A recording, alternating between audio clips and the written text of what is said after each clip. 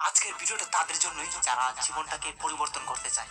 আজকের ভিডিওটাতে আপনাদের সঙ্গে যে কথাগুলো আমি শেয়ার করব সেগুলো মনে রাখবেন, তাহলে জীবনে অনেকটাই আপনারা উন্নতি করতে পারবেন। আজকের কথাগুলো শুনুন, অবশ্যই আপনাদের কাজে আসবে। তো দেরি না করে ভিডিওটি আমি শুরু করে দিচ্ছি। কোনো কাজ করার আগে সর্বদা নিজেকে এই তিনটি প্রশ্ন করবে: আমি এটা কেন করতে চলেছি, এর পরিণাম কি হতে পারে, আমার সফলতার সম্ভাবনা কতটুকু।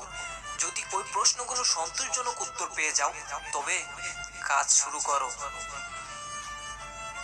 একবার কোনো কাজ শুরু করার পর আর অসফল হওয়ার ভয় রাখবে না, এবং কাজ ছাড়বে না।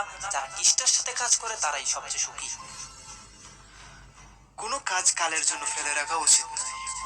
পরের মুহূর্তে কি ঘটতে চলেছে তা কেউ বলতে পারবে? বইকে কেবল ততক্ষণ বই করো যতক্ষণ সেটা তোমার কাছ থেকে দূরে আছে। প্রত্যেক মিত্রতার পেছনে কোনো না কোনো স্বার্থ অবশ্যই থাকে। এটা একটা কটু সত্য কথা।